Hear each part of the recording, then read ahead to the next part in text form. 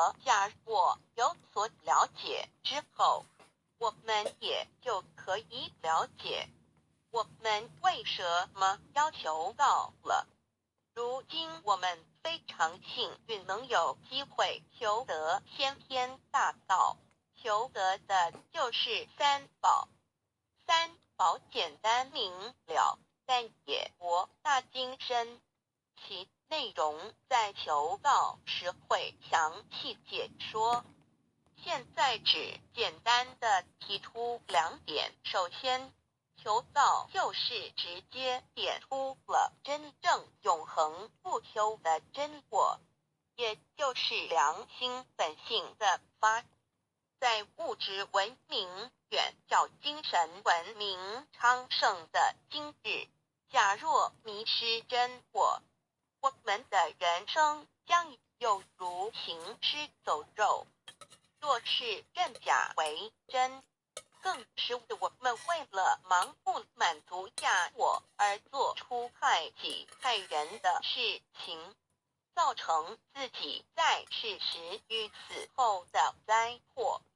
因此，求道启发了我们内在本的真我良心，真我假我协调融合，使我们的人生不论存没，都是平安喜乐自在充实而有意义。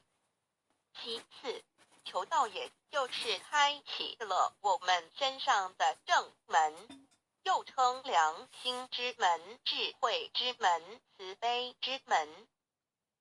这门非常的重要。当我们要离开一间房子时，自然由大门离去。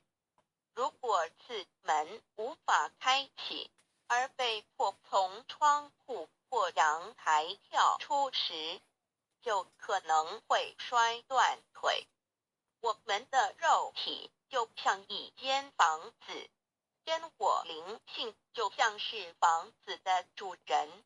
当有一天肉体要毁坏时，真我灵性若不得正门而出，被迫另寻旁门，其恐惧与焦虑是无法形容的，这也导致了死后的痛苦与不安。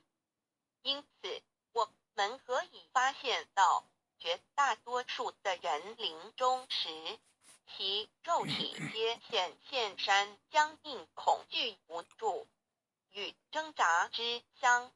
求道就是开启我们的生来死去之正门，也就是通天大路。